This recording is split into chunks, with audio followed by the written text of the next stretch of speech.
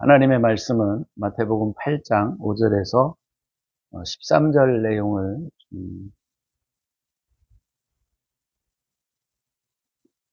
봅니다.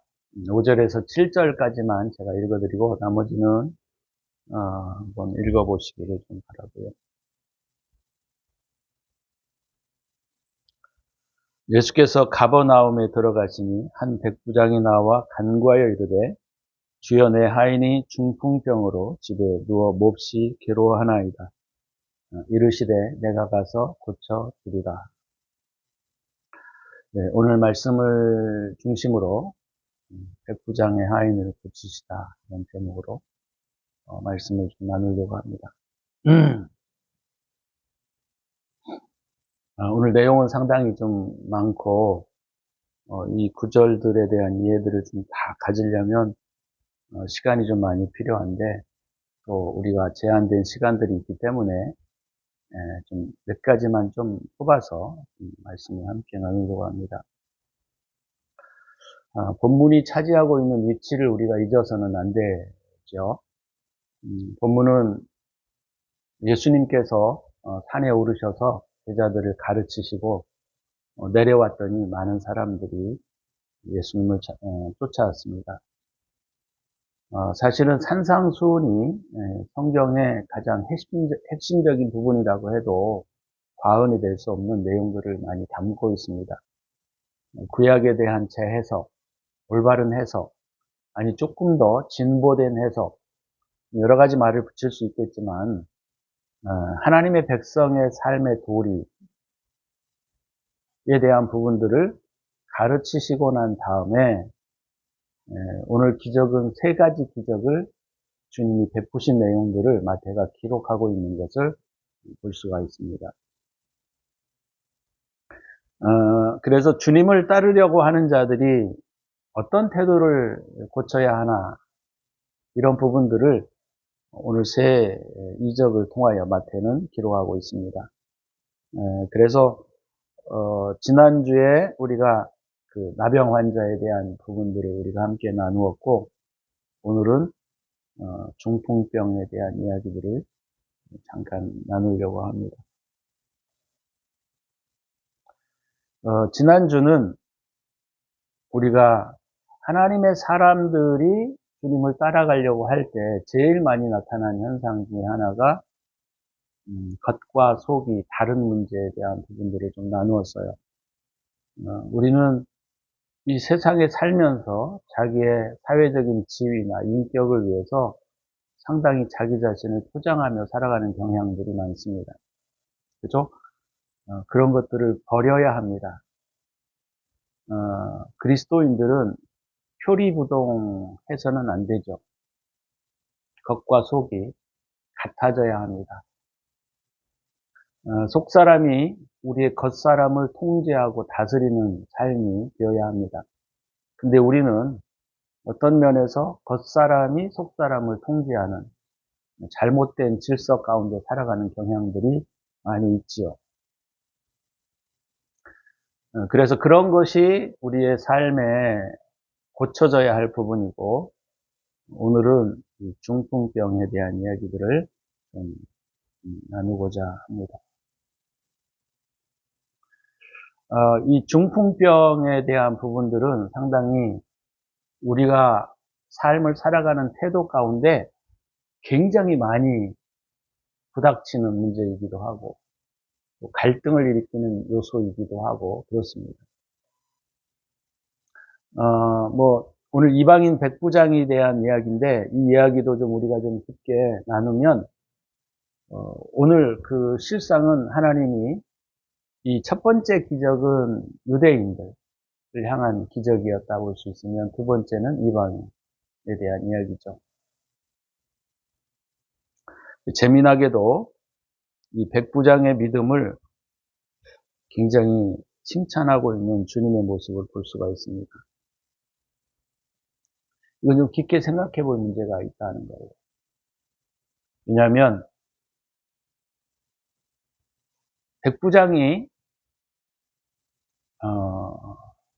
주님에 대한 이해가 얼마나 있었는지는 우리가 명확하게 알 수는 없지만 그래도 이제 그 로마 백부장이잖아요. 100명의 군사를 거느리는 장수인데, 그가 뭐 믿음을 가지고 있다 해도 뭐 얼마만큼 가지고 있겠습니까? 그럼에도 불구하고 오히려 유대인들보다 예수님께서 이 백부장의 믿음을 칭찬하는 내용은 우리가 깊게 생각해 볼 필요가 있는 문제이기도 하죠. 첫 번째, 우리가 좀 더 그 부분을 좀 생각해 보면, 이방인이라고 해도 하나님이 우리에게 특별하게 다르게 취급하시지 않는다라는 것을 우리가 이해하셔야 합니다. 신앙인들의 가장 큰 문제 중에 하나가 뭐냐면, 우리가 하나님의 특별한 은혜를 받았다라고 하는 자부심, 이게 잘못되게 되면 교만으로 작동할 수가 있고, 그걸로 인한 잘못된 태도를 우리가 가질 수 있기 때문에 이 부분은 우리가 좀 더 깊게 생각해 볼 필요가 있다는 것이죠. 유대 이스라엘 백성들의 태도를 우리가 보게 되면 예레미야에서도 그랬고 이사야서에서도 그랬지만, 주님이 뭐 여기가 성전이다, 여기가 성전이다, 이곳이 하나님의 거하는 곳이다, 이렇게 그들은 선포하면서도 그들의 삶의 태도는 여전히 악했다라고 하는 것이죠. 우리가 생각하는 이 악의 문제는 간단히 우리가 뭐 살인하지 않고 폭력을 행사하지 않고 이 정도의 문제를 주님이 지적하고 있는 것이 아닙니다. 주님은 마태복음에서도 우리 산상순에서도 말씀하시는 것처럼 미워하는 그 본질, 그 내면의 상태가 살인하는 것과 같다, 이렇게 말씀을 하셨기 때문에 주님이 이 죄에 대한 부분들을 지적하실 때 겉의 행동에 나타난, 물론 그것도 죄예요. 그렇지만 그것의 근본적인 원인들을 예수님은 지적하고 있는 부분들을 우리가 놓쳐서는 안 됩니다. 그런 측면에서 유대인들은 자꾸 겉모습을 바꾸려고 애를 썼어요. 그럴듯하게 자기를 포장해내고, 또 아주 경건한 척 포장해내고 그랬던 것이죠. 그것이 신앙생활을 스스로 잘하는 것이라고 스스로 생각을 했고, 또 그것이 하나님의 백성으로 합당한 태도라고 그들은 생각했습니다. 그런데 주님은 근본적인 문제를 건드리고 있는 것을 우리가 놓쳐서는 안 돼요. 그래서 주님은 항상 선지자를 통해서도 말씀을 하셨지만, 입술로는 너희들이 내게 가깝지만 마음은 내게서 너희들이 너무 멀리 있다, 이런 표현들은 예수님이 말씀하시는 가장 중요한 핵심이에요. 무슨 말입니까? 겉으로는 정말 경건한 척, 거룩한 척, 또 정결한 척 하지만 속에는 이리들이, 늑대들이 들끓는 우리의 모습을 지적하고 있는 것이다. 그래서 신앙으로 돌아온다라고 하는 측면들은 겉모습을 정갈하게 물론 만들어가야 되는 것이지만, 그거보다 더 우선적으로 해야 할 것은 우리 내면으로부터 일어나고 있는 이 악들을 정렬시키지 않으면 겉모습은 바뀌지 않는다는 겁니다. 이것을 유대인들이 이해를 못했어요. 그래서 유대인들이 항상 그 부분에 대하여, 선지자들에게 대하여 반항을 했고, 또 주님이 메시지를 증거할 때에도 그들에게, 예수님께도 나중엔 결국 반항하는 태도를 취하는 것이 바로 그런 문제였다라고 하는 것이죠. 근데 사실 우리가 신앙생활을 하다가 보면 어떻게 속마음을 바꿀 수 있습니까? 쉽지 않죠. 속마음을 바꾼다라고 하는 건 쉬운 일이 아니에요. 내게 들어와 있는 잘못된 습성, 내게 들어와 있는 잘못된 태도, 내게 들어와 있는 잘못된 습관, 이런 것들을 고쳐내는 것이, 그죠? 쉽지 않아요. 저에게도 이런 경험들이 많은데, 사실 이걸 이렇게 간증을 하려고 그러면 어떤 때는 좀 창피한 느낌도 들어요. 이렇게 딱 꼬집어서 말하기가 좀 어려운데,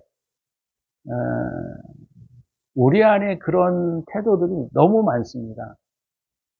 속으로 판단하고 비판하고 사람들을 스스로 조롱하고 이런 성향들이 우리 안에 그냥 내재되어 있어요. 나도 모르게 그런데 겉으로는 친절한 척, 거룩한 척 하는 것이죠. 그것이 첫 번째 나병 환자들의 무감각한 삶의 태도에서 우리에게 지적해주고 있고, 오늘도 이 이방인을 주님이 칭찬하는 것은 그들은 겉 행동은 좀 신앙적이지 않았다 할지라도 어떤 면에서 내면은 더 깨끗했다라고 하는 점이에요.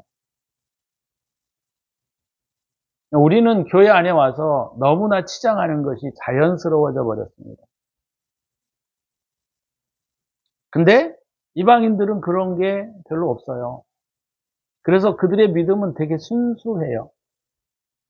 순전할 때가 있습니다. 물론 안 그런 사람도 있죠.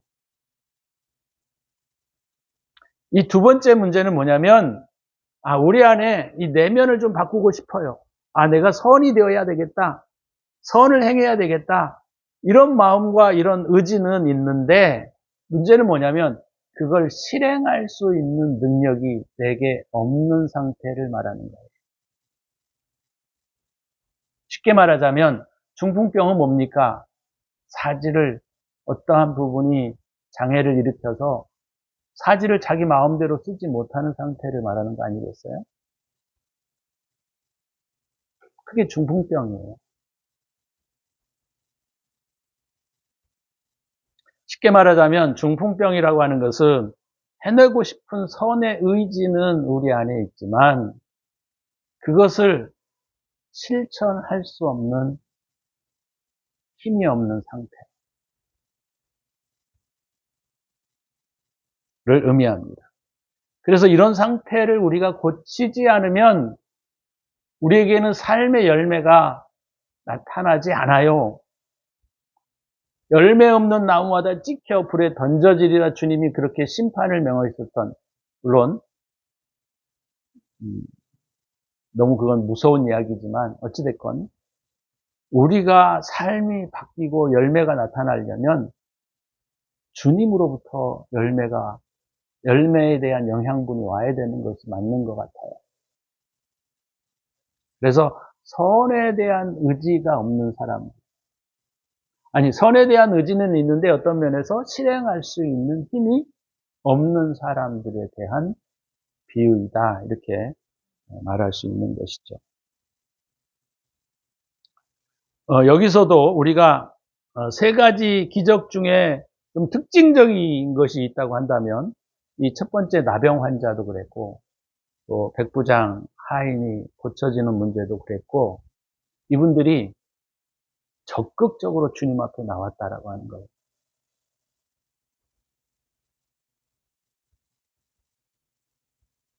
적극적으로 주님 앞에 나왔다라고 하는 건 굉장히 중요한 문제입니다. 근데 나중에 이제 베드로의 장모의 열병을 치유하는 사건을 보시면 그건 베드로의 장모가 적극적으로 주님 앞에 나오지 않았어요. 그죠? 주님이 찾아가셨다, 그 말입니다. 그래서 이것도 영적인 의미들이 있어서 그런 거예요. 그냥 단순하게 기록한 게 아니고.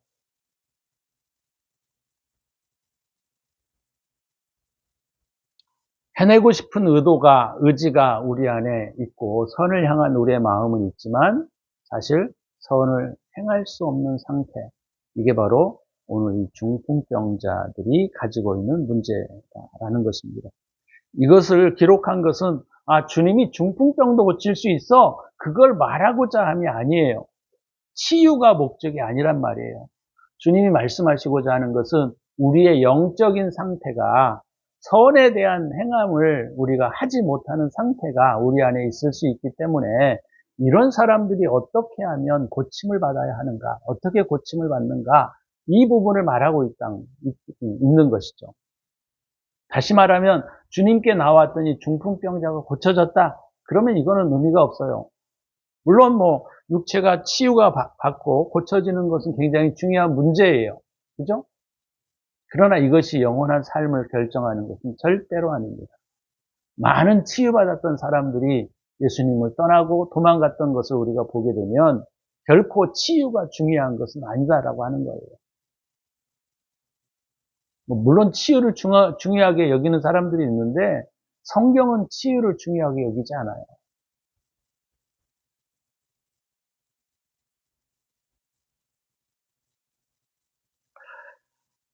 이 본문에 대한 이 중풍병에 대한 이야기들이 로마서 7장 18절에 보게 되면 바울이 우리에게 설명하고 있는 내용이 있어요. 잠깐 넘어가 보시면 로마서 7장 18절 여러분들이 잘 아시는 내용일 거예요. 제가 한번 읽어드립니다. 내 속 곧 내 육신에 선한 것이 거하지 아니하는 줄을 아노니 원함은 내게 있으나 선을 따라 살고 싶은 욕구는 내게 있지만 선을 행하는 것이 내게 없다. 바울이 심각하게 고민하고 있었던 문제가 바로 그겁니다.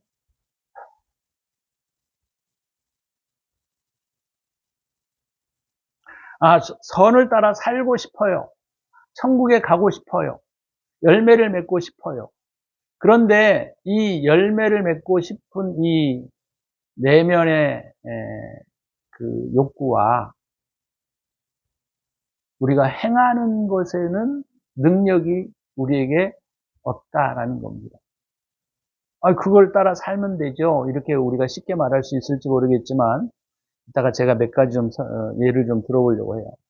자, 21절에도 보면 그러므로 내가 한 법을 로마서 8장 21절 그러므로 내가 한 법을 깨달았노니 곧 선을 행하기 원하는 나에게 악이 함께 있는 것이로다. 내 속사람으로는 하나님의 법을 즐거워하죠. 다시 말하면 내 내면은 하나님의 법대로 살고자 하나, 그죠? 내 지체 속에서 다른 법이 내 마음의 법과 싸워 내 지체 속에 있는 죄의 법으로 나를 사로잡는 것을 보는도다. 철저하게 선을 따라 행하려고 하는 삶의 힘이 바울도 없었다는 것을 증명하고 있는 것이죠.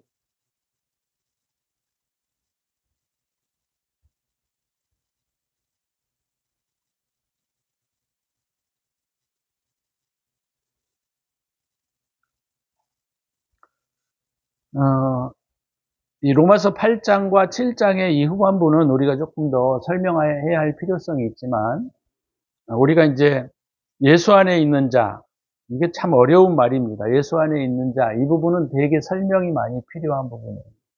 예수 안에 있는 자, 그러면 예수를 믿는 자를 말합니다. 물론. 그러나 예수 안에 있는 자에 대한 의미는 굉장히 깊어요. 우리가 여기서 간단히, 예수 믿으면 예수 안에 있는 자지. 이렇게 설명할 수 있는 내용이 아닙니다. 어찌됐건 간에 선을 행할 수 있는 능력의 부재를 바울은 한탄하고 있어요. 그리고 그 이후에 뭐라고 설명하고 있습니까? 우리 주 예수 그리스도에게 감사하노니 예수 그리스도 안에 있는 자에게는 이렇게 설명하고 있는 겁니다. 이게 이제 어려운 이야기예요. 예수 안에 있는 자. 예수 안에 있는 자라고 말했을 때 이거 설명이 굉장히 좀 길게 필요한 부분인데 이걸 다 말씀드리기는 어렵지만 요한 1서에서나 요한복음 14장에 보게 되면 이걸 어떻게 설명하고 있느냐면 내 계명을 따라 행하는 자, 나를 사랑하는 자는 내 계명을 지킬 것이다 그랬어요. 내 계명은 뭐라 그랬습니까? 주님이 서로 사랑하라 그랬어요. 서로 사랑하라.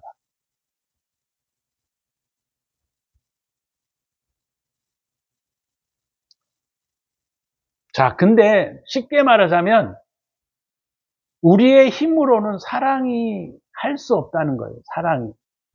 우리 힘으로는 이루어질 수 없는 거라는 거예요. 서로 사랑하고 싶은데 우리가 사랑을 하는 대부분의 마음들은 뭐죠? 대부분 이해관계 때문에 사랑하는 일들이 많습니다. 내가 이 사람에게 덕을 보기 때문에 어떤 면에서 또 이 사람에게 잘해 보여야 또 좋은 관계를 유지할 수 있으니까 이런 것들이 우리의 사랑의 동기가 되는 경향들이 많아요. 그게 어려운 거죠. 주님의 사랑으로 해야 되는 걸 우리는 충분히 아는데 쉽게 말하자면 주님의 사랑이 우리 안에 없는 문제라는 거예요, 이게.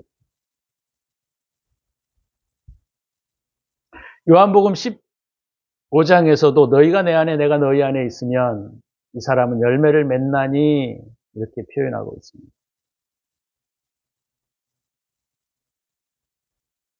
그래서 이 말씀이 되게 쉬운 것 같은데 굉장히 사실은 어려운 부분들을 우리에게 지적하고 있는 거예요. 자, 그러면 선을 따라 행하려고 할 때 우리 안에 이것들을 방해하고 이것들을 저항하는 것이 무엇인가? 이 부분들을 우리가 이해해야 되잖아요. 우리가 이제 가끔 그런 얘기들을 해요. 물론 그것에 대한 진리에 대한 이해가 좀 약해서 또는 이 관계성에 대한 이해가 약해서 그럴 수 있어요. 아, 그게 맞아요. 그게 맞는데, 맞긴 맞는데, 내 상황과 환경에는 그렇게 할 수 없어요. 이런 태도를 많은 사람들이 취하는 경향들이 많습니다. 그죠? 아니, 그게 맞죠. 그게 옳아요. 그러나, 그렇게 할 수 없어요. 왜요? 왜 그렇게 할 수 없습니까? 손해볼 것 같은 두려움이에요. 내가 선을 따라 살면 손해볼 것 같다. 물론, 뭐, 그렇지 않은 경우들도 많아요. 그러나, 우리가 일반적으로 살아가는 경우에는, 물론 그런 예들이 좀 약간 좀 특수한 경우일 수도 있겠지만, 많습니다. 선을 따라 행하면 손해본다는 느낌. 제가 설명을 드리지 않아도 아마 이해하실 거예요. 또 하나는 뭐냐면, 이 선을 따라 살게 될 때 상대방으로 받을 수 있는 조롱, 무시, 이런 것들이 두려울 때도 많아요. 그죠? 내가 선을 따라 살게 되면 사람들의 눈치, 에이, 괜히 선한 척 하네, 뭐, 이런 소리. 착한 척 하네, 에이, 뭐, 하네.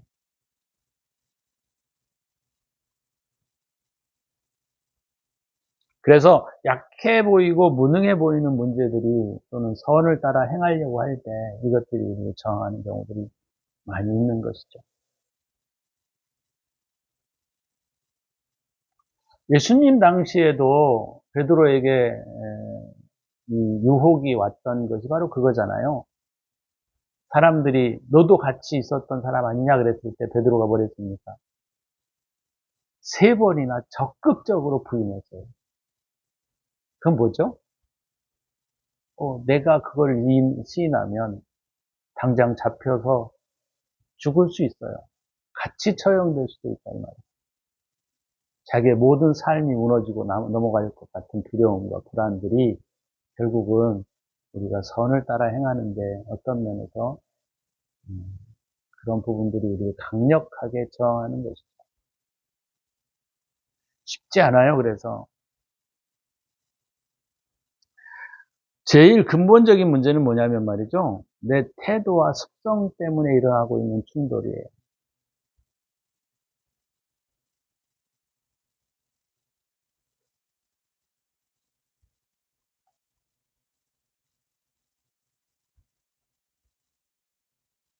나도 모르게 툭툭 나오는 그 불쾌한 말들 또는 어, 불쾌한 단어들 그리고 내 기준으로 사람들을 보는 나의 시각들 그죠? 이해할 수 없죠.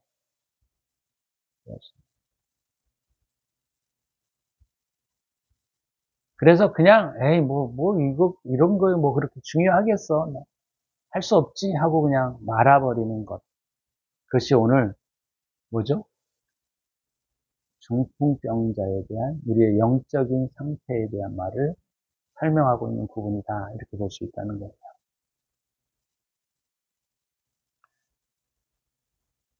참 어려운 부분입니다.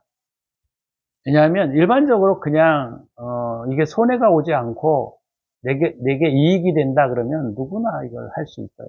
쉽죠. 그러나 그렇지 않은 경우는 상당히 어렵습니다. 또는 우리가 어떤 문제가 있냐면 이게 진리인지 진리가 아닌지를 구분해서 이것을 따라 살 수 없는 경우들도 많아요. 그것도 중풍병에 해당되는 겁니다. 그래서 말씀을 잘 이해하지 않으면, 그죠? 말씀을 잘 이해하지 않으면 우리는 중풍병에 들게 돼요.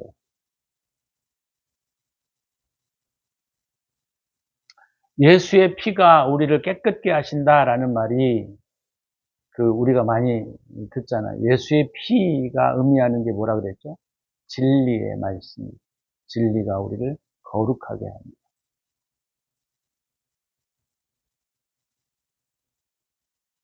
그래서 우리는 이런저런 이유 때문에 우리는 선을 외면해버리고 그것에 대한 선을 따라 살려고 하는 삶을 포기해버리는 경향들이 우리에게 많이 있는 것이죠. 이게 제일 저는 어려운 것 중에 하나가 내 태도와 습성과의 충돌 때문에 포기하는 경우들이 많습니다.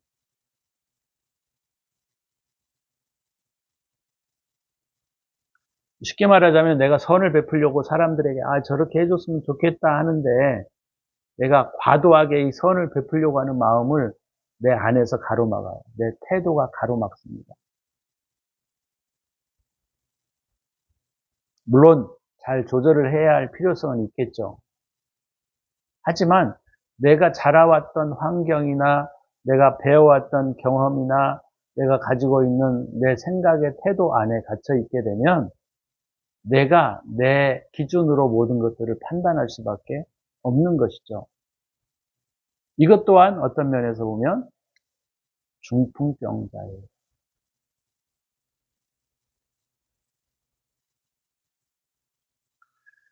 자, 그런 면에서 오늘 본문의 내용에 보면 우리가 두 가지를 좀 제가 말씀드리고 말씀을 좀 맺으려고 합니다. 첫 번째는 뭐냐면 오늘 이 백부장의 태도를 여러분들이 좀 보셔야 돼요. 첫 번째는 뭐냐면 백부장이 주님께 나아왔다라고 하는 거예요. 지난주에도 우리가 나병 환자가 주님께 적극적으로 나아왔다라고 합니다. 그죠? 이건 조금 우리의 신앙적인 행동에서는 참 어려운 부분 중에 하나인데,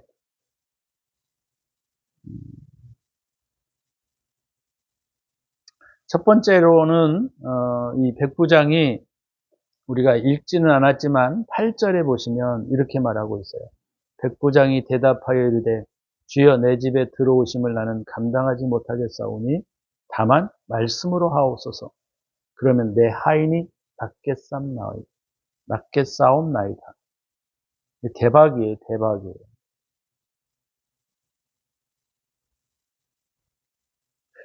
유대인들이나 지금 다른 사람들은 예수 그리스도를 그냥 메시아 수준에서 이해하고 있습니다. 뿐만 아니고 또 좋은 선생님 정도. 근데 백부장은 어떻게 이해하고 있어요? 천지를 창조하신 하나님이라고 하는 인식이 그의 말 속에 배어 나오고 있는 것이죠. 그 당시에 유대 나라에서의 로마의 백부장은 상당히 높은 지위를 가지고 있는 사람 중에 하나입니다. 그리고 유대인들은 뭐예요? 자기네들이 다스리고 있는 식민지예요. 그죠? 그런 식민지에 가서 어떤 사람이 능력이 있다 해갖고 그 식민지를 통치하고 있는 장군이 그 사람에게 머리를 조아리고 엎드려서 이런 말을 한다는 것은 쉽지 않은 거예요. 그래서 우리가 되게 중요한 부분이 뭐냐면 자기에 대한 인식 자체가 항상 높아져 있으면 사람들에게 자기를 부인할 수 없습니다.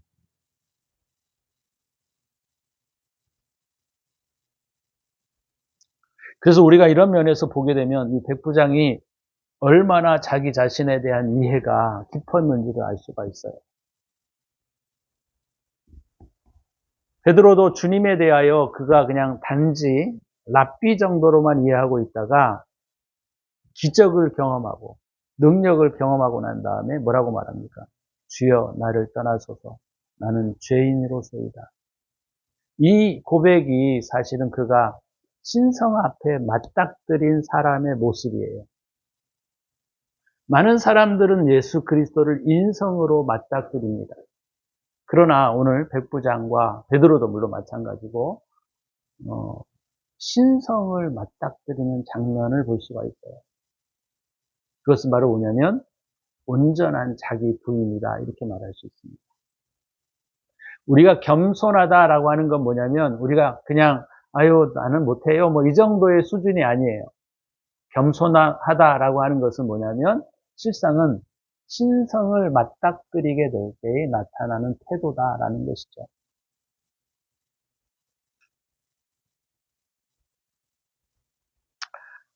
이 백부장이 가지고 있는 이 태도들을 우리가 가져야 되는데 이게 잘 가져지지 않습니다. 특히나 그리스도인들은, 특히나 능력이 있다고 생각하는 사람들, 특히나 지성이 발달한 사람들에게는 더더구나 힘들어요.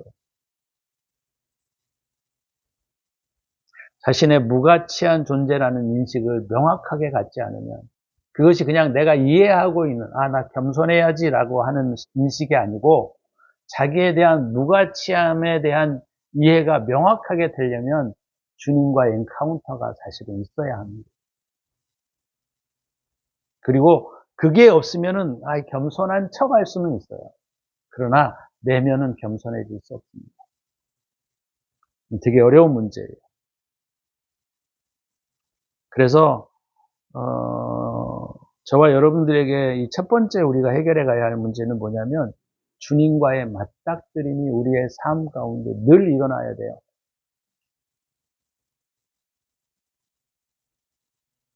내가 은혜 받으면 내가 눈물을 흘리고 주님의 은혜를 구하고 이런 정도가 아니라 우리의 평상시의 삶에 주님과의 맞닥뜨림이 항상 일어나셔야 합니다.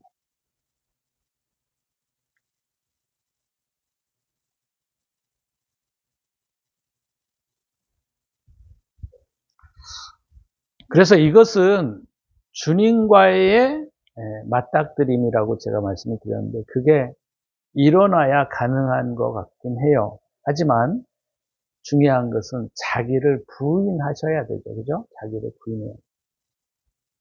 나는 아무것도 아니다라는 의식이 철저하게 박혀야 되는데 우리는 그런 의식을 갖기가 쉽지 않은 거예요. 공부를 많이 하면 지식의 포장이 나를 방해하고, 그죠?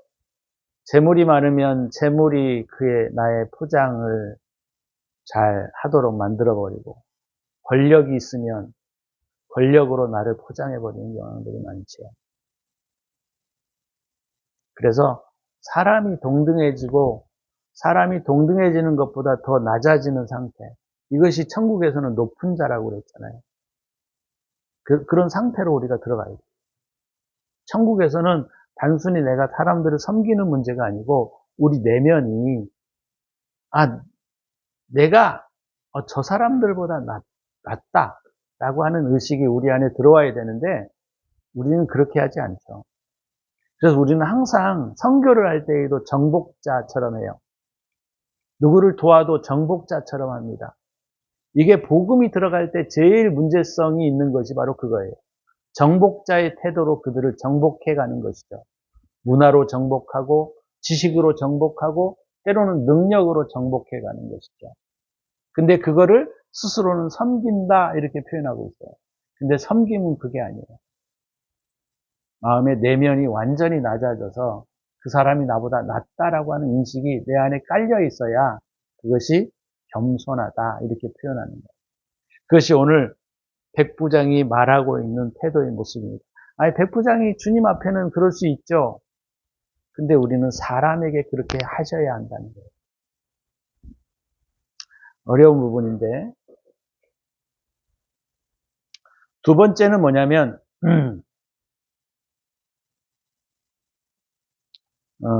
이 두 번째는,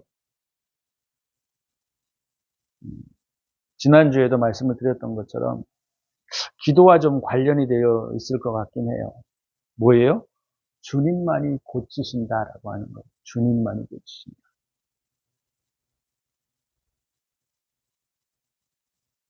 이건 좀 막연한 이야기인데, 좀 더 구체적으로 그럼 우리가 어떤 행동을 취해야 되나?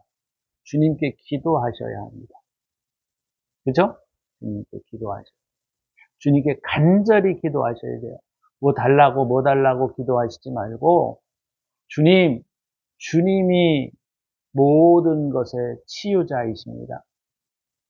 주님, 내 내면을 치유하시는 이도, 내 내면이 이렇게 의지적으로 발동하지 못하는 부분들의 가장 문제도 주님만이 치유하실 수 있습니다. 이거를 기도 가운데 구하셔야 돼요.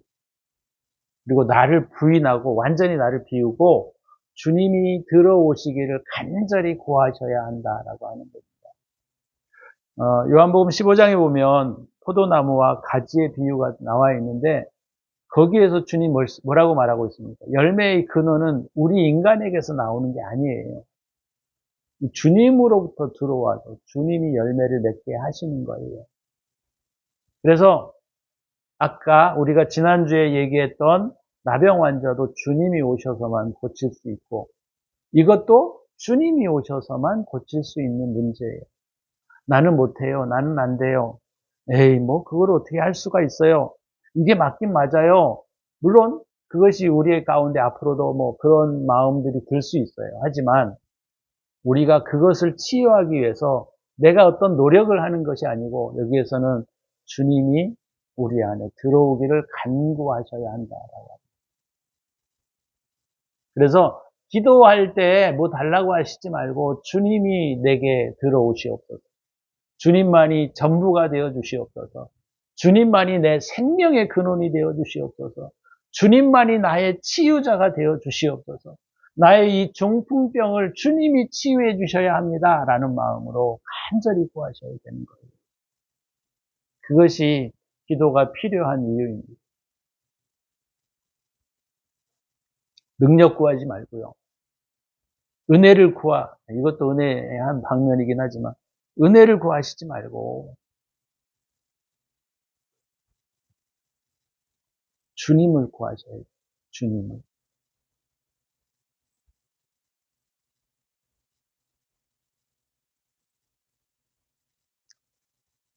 하나님의 사람들이 맞닥뜨리고 있는 이 내면의 문제는 두 가지 제가 말씀드렸어요.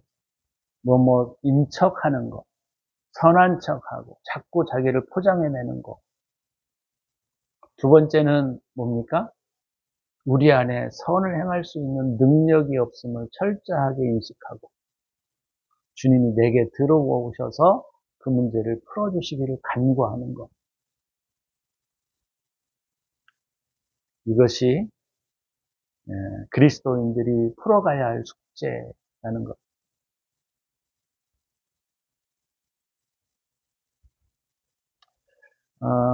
물론 여러 가지 다른 기적과 이적도 되게 중요해요. 물론 그것도 영적인 의미들이 있고, 근데 주님이 여기에서 소경이나 이런 사람들을 고쳐주시지 않은 고쳐주시는 장면을 마태가 기록하지 않아요. 첫 번째 해결되어야 할 부분들이 이것들입니다. 자기를 부인하는 것, 주님의 은혜 안에 주님만을 구하는 것, 그죠? 자꾸 우리 안에 표리부동한 삶,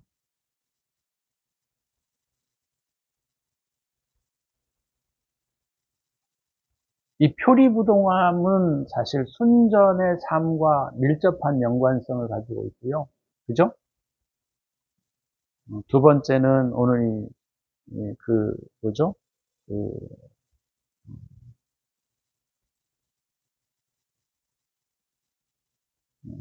중풍병. 중풍병은 어떤 문제예요? 우리 안에 할 수 없는 부분들. 근데 우리가 열매를 맺어야 되지 않습니까? 그죠? 열매를 맺지 않으면 찍혀 불에 던져지니까. 열매를 맺기 위해서는 이런 부분들이 풀어져 가야 한다.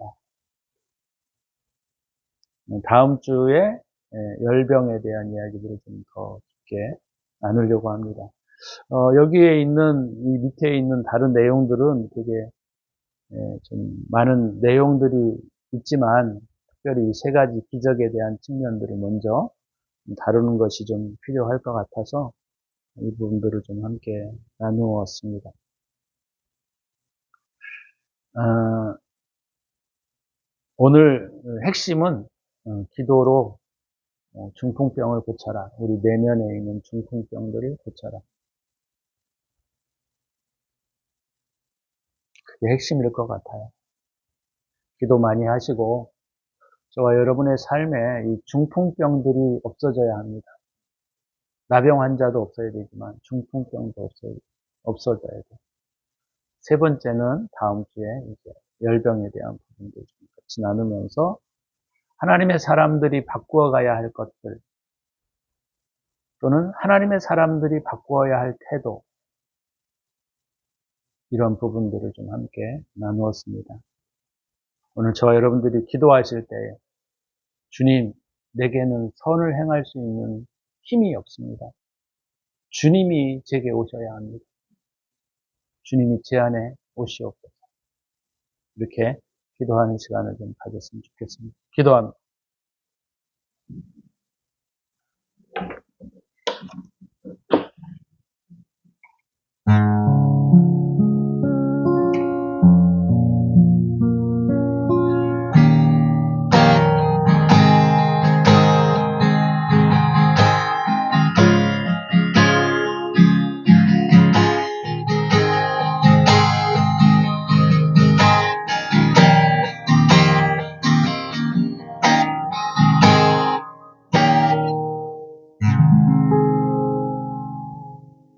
주님 은혜를 감사합니다. 우리는 내면의 중풍병으로 인하여 고통당하고 있는데 우리는 그걸 인식하지 못하고 살아왔습니다.